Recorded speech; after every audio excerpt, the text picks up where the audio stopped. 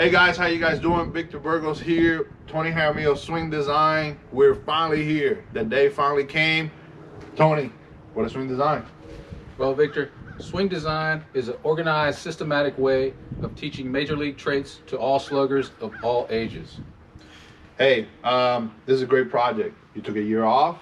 How do you feel about it? How has this got evolved? How this got started? I know there's been talks in the past about you wanting to do this. Finally, with this year off, you decided to take. How do you feel, and how do you plan to take this forward? Victor, I'm really excited to take this year off just to kind of see what the future holds. But our main goal here at Swing Design is to get back to teaching the basics. There's a lack of fundamental teaching in the game right now, and Swing Design is going to be the movement that's going to bring back the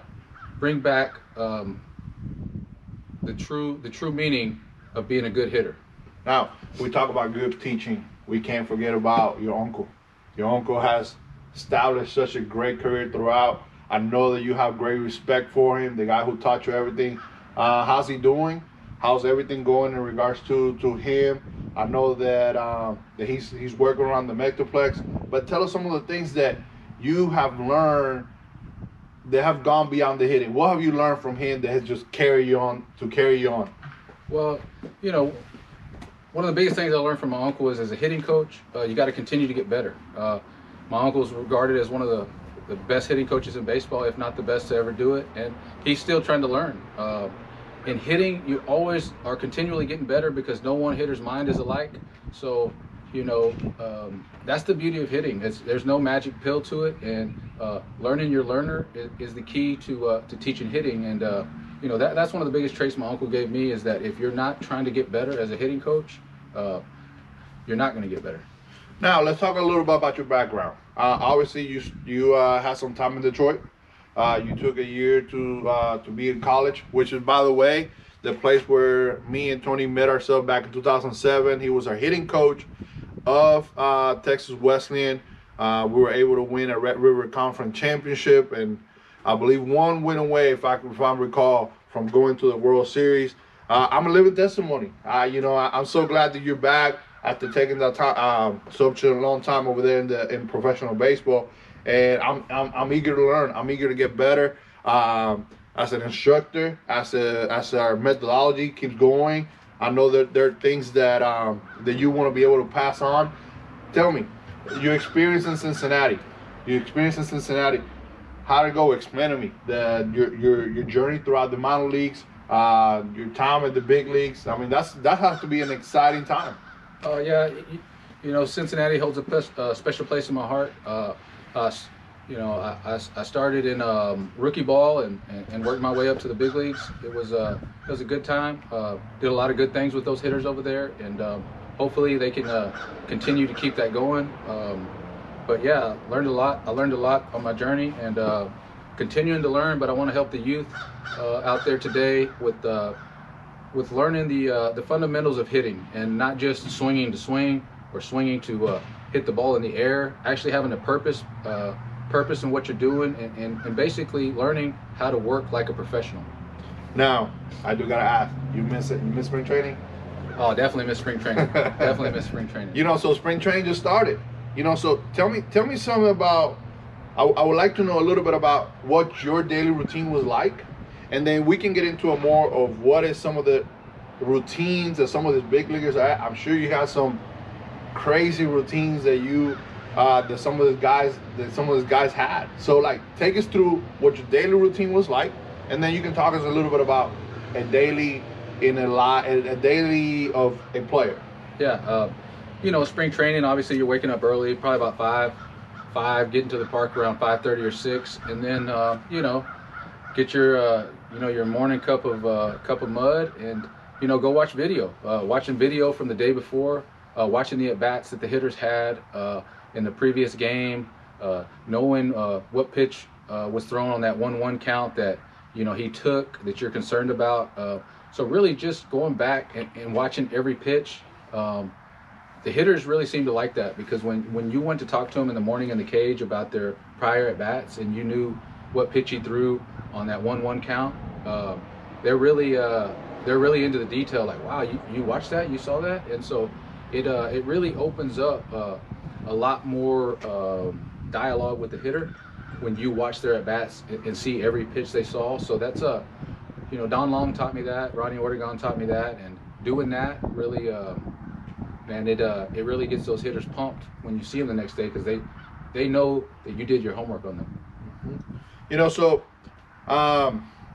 obviously with this project, let's get into it. Swing design with it. What really you're trying to get across to changing the game. So obviously, let's talk about the elephant in the room. This new terminology, this new swinging in terms of trying to create exit velo, launch angle. What do you think of it? Well,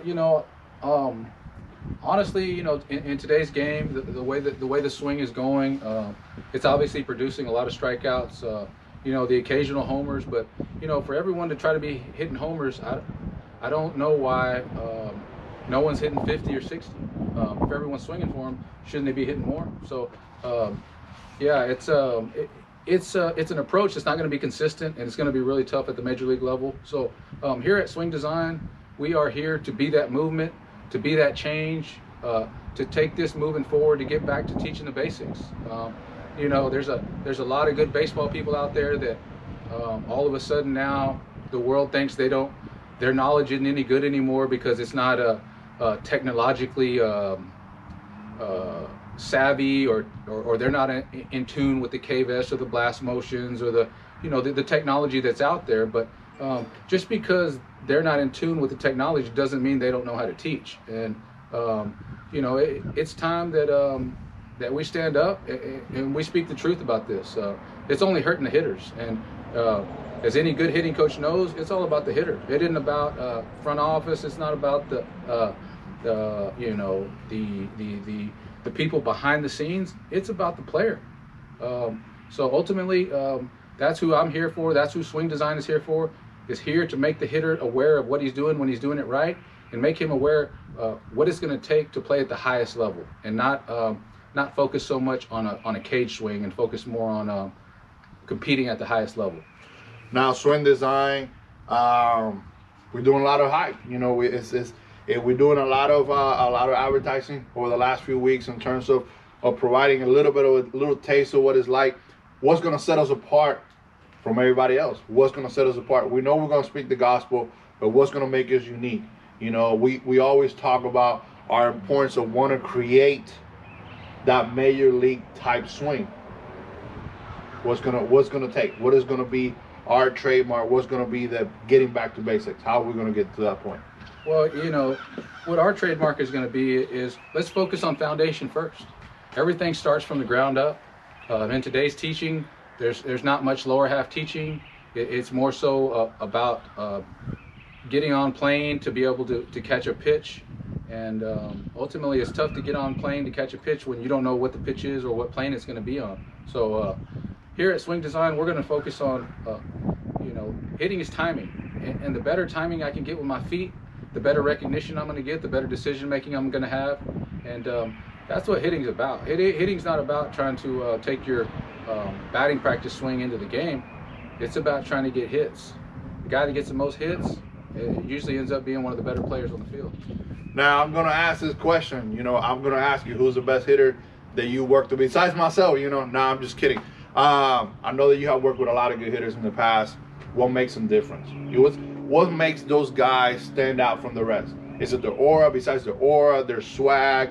What are some of the traits those guys in particular, like the Joey Vottos, the Mike Trout, the Tatis of the games, the Ronald Acuñas of the game? What do you think set them apart from the rest of them? Well, the thing that sets the greats apart is they find a routine that works for them, and they stick with it through the good, through the bad. They're diligent in their work, but more than anything, their mindset. They're willing to get better. They understand they're going to fail, but they continue to come to the park with the mentality of, I'm going to get better. I know I can hit, and the good ones, if you see it, 162 games is a long season, so they find a way to get through the marathon, because it's not a sprint, it's a marathon. Okay. Guys, we just want to, we're so excited about Swing Design, guys, and this is the first of many videos that we're going to provide for you guys. So make sure you follow our page. Make sure you follow our YouTube channel. We're going to be providing a lot of information. Anything else you want to add before we go? I just want all the sluggers out there to know that Swing Design is the movement to get it back to the basics, okay? You know, there's an old saying that Mike Tyson said that everyone's got a plan until they get hit in the mouth. So what's going to happen when you get a heater blown by you, or you foul it back, or you get one run in on the hands and you get blown up? What are you going to do? How are you going to react? These are the things at Swing Design that we're going to help you with. Your mentality, your thought process, and being able to get back on track when things don't seem to be going your way. Don't forget, Swing Design is all about the movement.